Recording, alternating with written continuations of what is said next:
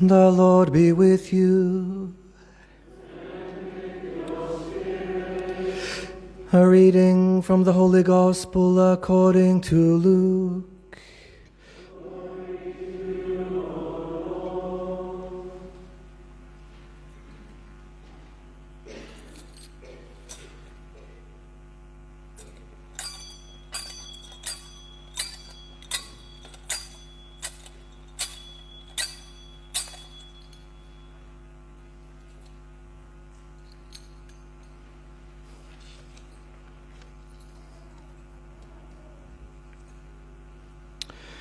Jesus told his disciples a parable about the need to pray continually and never lose heart. There was a judge in a certain town, he said, who had neither fear of God nor respect for man. In the same town there was a widow who kept coming to him and saying, "I want justice from you, from my enemy." For a long time he refused, but at last he said to himself, "Maybe I have neither fear of God nor respect for man, but since she keeps pestering me, I will give this widow her just rights, or she will persist in coming and worrying me to death." And the Lord said, "You noticed what the unjust judge has to say. Now will not God see justice done to those his chosen who cry to him day and night, even when he delays to help them? I promise you, he will see justice done to them, and done speedily. And when the Son of Man comes, will he find any faith on earth?" The Gospel of the Lord.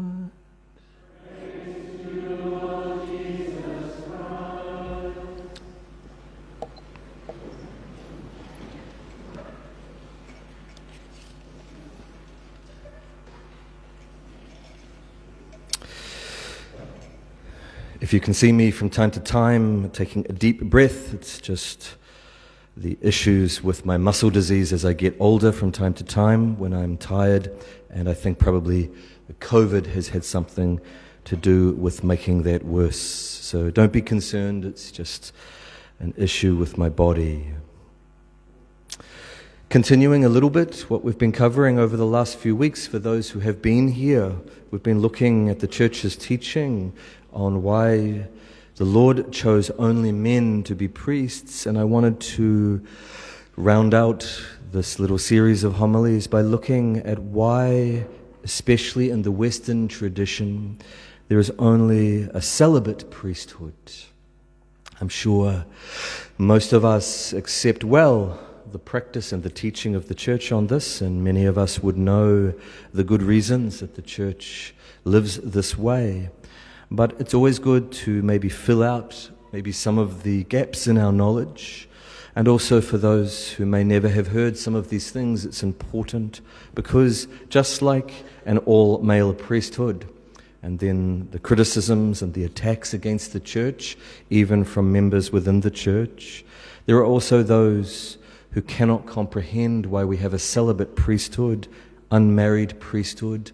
And there are those even in the church, and as we know, definitely outside the church, who severely criticize the church on this point, thinking that it's somehow inhuman, it's unjust to expect men to remain unmarried their whole life, incontinent and celibate, etc. And some have even gone so far as to postulate wrongly, but to postulate nonetheless, that the sexual abuse crisis was caused in some part by the fact that men are unmarried in the priesthood. And let me just deal with that first point to start off so that we can bat it away as it should be. The data, the true documentary data on the crisis of abuse in the world and then in the church shows very clearly that there are more pedophiles in families than there are in the priesthood. The data is clear on that. There are more married men who commit abuse against their own children than there are priests, even though there might be a higher percentage within the priesthood because you have a smaller number. Overall, there is a massive amount of child abuse that happens from fathers to their own children, and then from married men preying on other children.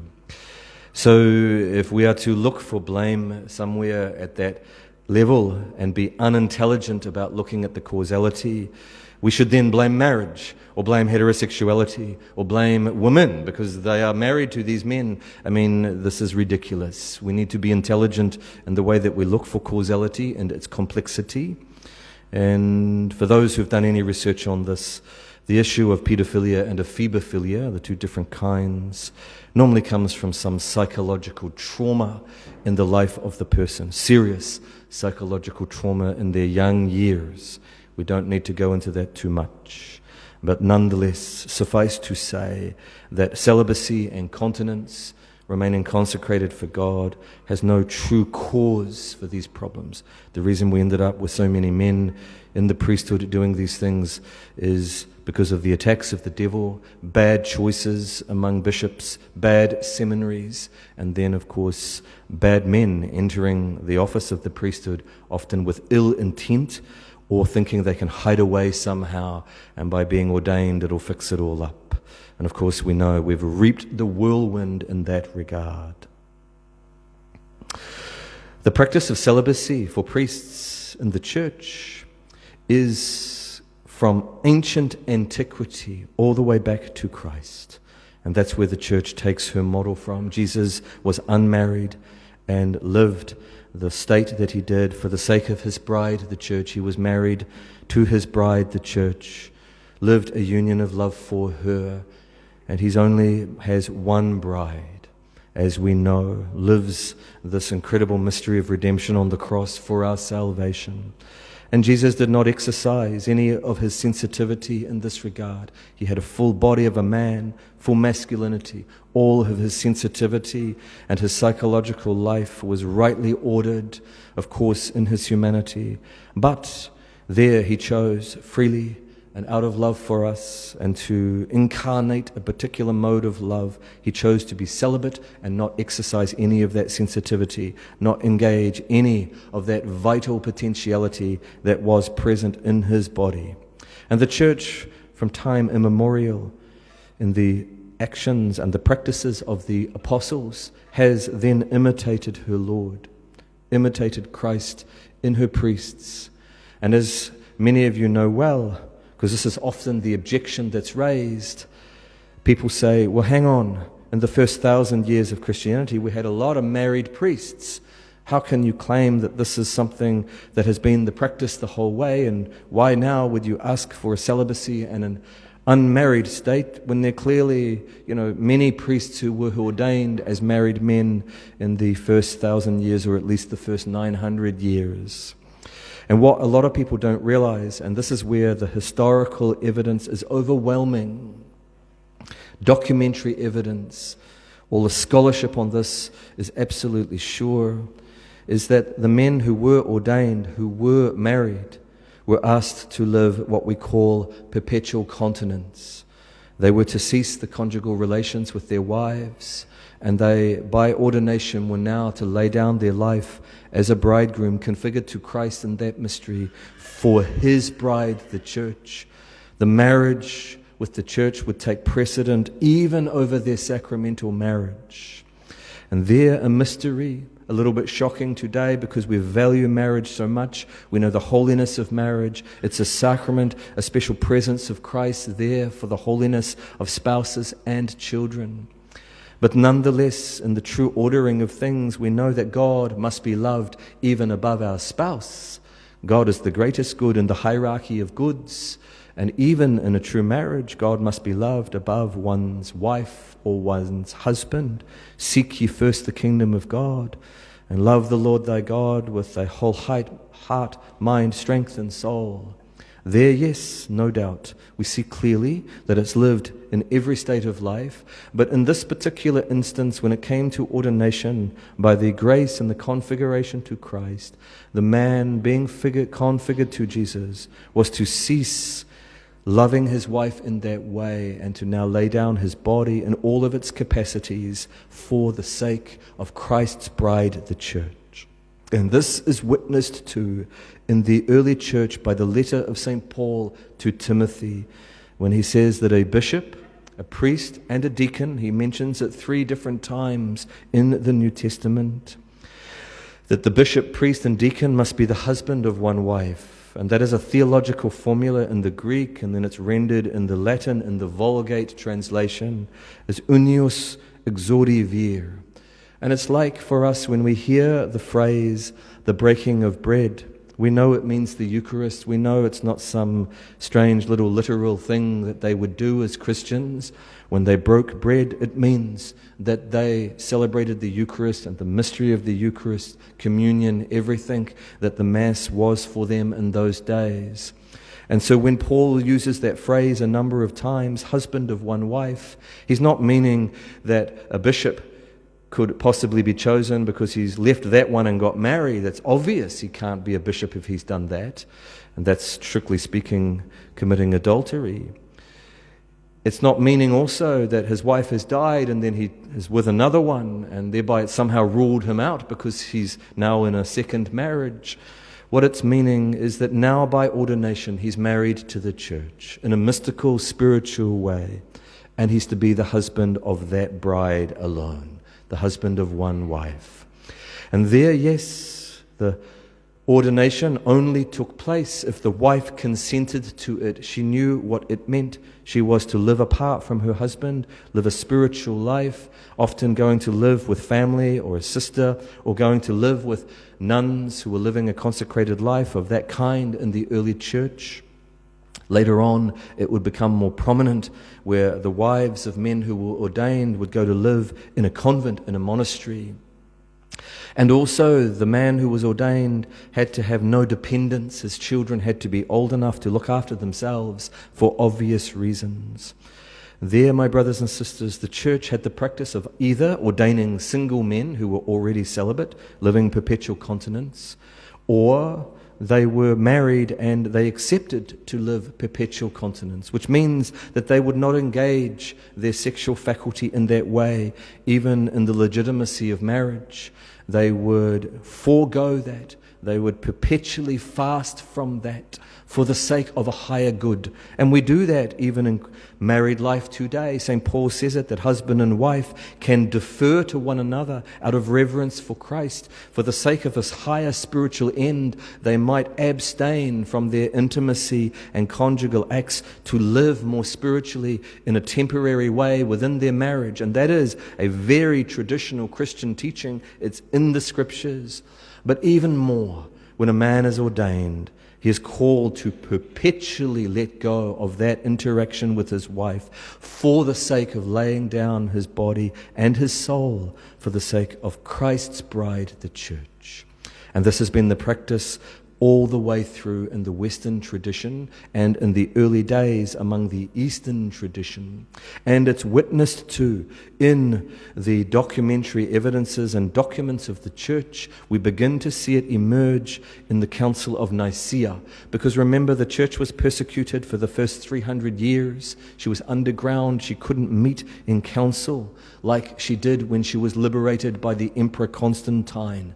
So when the first major ecumenical council happens, Nicaea 325, and they're dealing with the issue of the Arian heresy, the Arian crisis in the church, you see disciplines, laws, canons laid down by the bishops speaking of the problem of priests who were falling back into the marriage bed after ordination. And they speak of how do they deal with this problem, and they speak of it very seriously. They speak of if a man has been ordained and he returns to the marriage bed, he's committing adultery against the church. That's the language that they use. And they threaten such priests, if you continue this behavior, you will be expelled from the priesthood because you're living this unfaithful life to the bride of Christ and against the bride of Christ. And that gets repeated, echoed, council after council, dealing with this issue and having to discipline priests who were, for obvious reasons, because of the weakness of human nature, because of the way we are in the flesh, priests, some of them, only a minority, were falling back into conjugal relations with their wives. And there, my brothers and sisters, when the Council of Nicaea and other councils, even earlier than that, more minor local councils were speaking of these issues.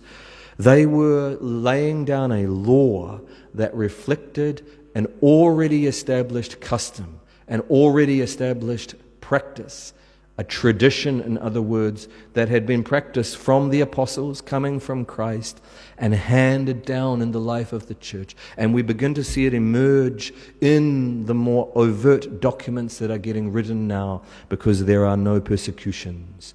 And my brothers and sisters, this continued to be practiced throughout the entire first 1,000 years until about the year 900.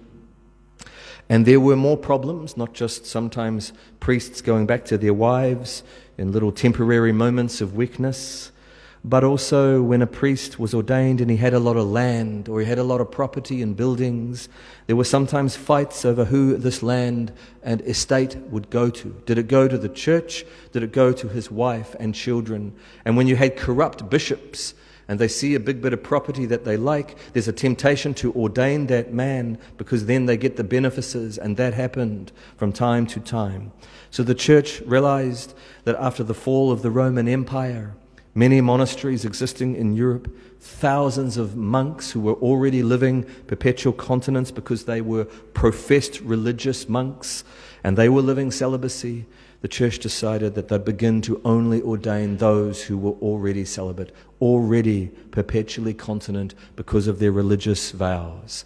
And then the practice comes where they're almost exclusively ordaining only those men, and men who were getting ready for the diocesan priesthood were expected to live that kind of state already. And so the practice of ordaining married men begins to disappear in the life, especially of the Western Church, the Latin Rite in Western Europe.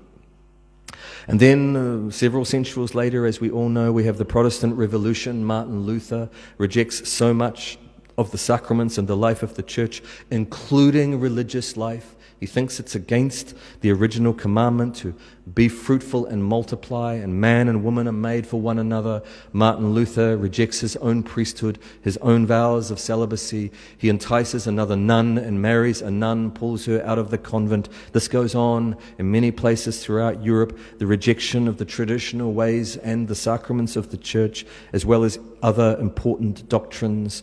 And in response to that, the church at the Council of Trent in the 16th century made it a law that she would only now ordain men who had made promises of celibacy and thereby were willing to live perpetual continence for the rest of their lives. And they would establish these things called seminaries where men would go to be trained philosophically, theologically, liturgically, and to make sure that they were ready and willing to live this perpetual continence, never engaging their sexual faculties in this way, in order that the husbandry that was in them when they were ordained and configured to Christ would be fruitful at a divine level in the church. To forego the fruitfulness at the natural level in the creation and the original blessings in the creation, and to enter the blessings in the recreation in Christ and live of a fruitfulness at that level for the sake of Christ's bride. So when a priest baptizes, he's giving birth to children at a divine level. There's the fruitfulness for the priest. When he's feeding his flock on the Eucharist, he's building them up in divine life like a father does for his family. So you see there, the priest is being pulled up into that divine mystery, that mystical marriage, to be an image of Christ for his people, especially a bishop, of course, who lives the fullness of the priesthood. And there, my brothers and sisters, these are not just disciplines and laws that the church can just swap in and out. And today many people say we've got a crisis of numbers in the church, of the priests. Surely we can start ordaining married men.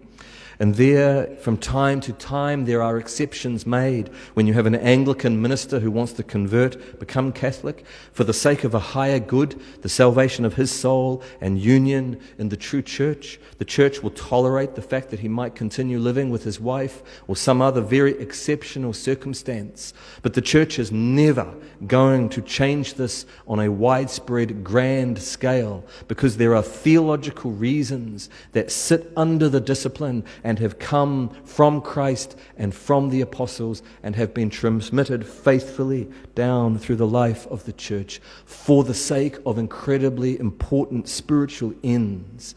the life of the faithful being fruitful. And then, of course, it has certain practical benefits. A priest who has to love a wife and children has his house, his heart, his time, his body divided. He has to be attentive to his wife and all her needs, and his children, education, all sorts of practical things, temporal affairs. The man who is celibate and living the continence properly can be available for all sorts of things. Many of you have heard me speak on these things before. In the East, and I'll finish here briefly, I promise. The East, they have a married priesthood, and how did that come about? It was because of a mistranslation, either deliberate or accidental, we're not quite sure. Council of Elvira in 306 in Spain. It was a local council, and there they were speaking of these same things. There were some Eastern bishops that had come from Turkey, Asia Minor, going back to Constantinople, and what they took back with them somehow, we're not quite sure, could have been deliberate, could have been a mistake. One of the canons that is saying that priests cannot go and be married suddenly gets reversed, and it starts saying they can be married. And from our perspective in the Western Church, we think this was obviously wrong, but we think that there might have been some malfeasance in it. And then from there, the Eastern Church begins thinking that the priests can be married, and they have practiced that ever since, from that 4th century moment. But in the Eastern tradition, they will only take their bishops from among celibate men, from among the monks. And that's an echo in the Eastern churches of the apostolic tradition. They still recognize it's needed for their bishops, and they allow it for their priests. And we would tolerate it. We say that we respect their tradition, but in the true Western appreciation, I believe it's the apostolic tradition, it would be better that the priests are celibate, because then all their body, their vital potentiality at the biological level, all their sensitivity and affectivity at the psychological and emotional level, and all their spiritual powers, intellect and will can be put at the service of Christ's bride, the church, to be fruitful in that for the sake of Christ's members. So beautiful when it's lived properly and well. So let us, my brothers and sisters, as we come to the end of this little series, give thanks to God for the mystery of the priesthood. Give thanks to God that He's used weak men, often frail men, imperfect men, for such extraordinary work. And there, to benefit us all, we receive the divine life through the sacraments, and through men who are willing to forego those natural blessings for the sake of higher ends. It is a beautiful witness in the church when it's lived well. In the name of the Father, and of the Son, and of the Holy Spirit.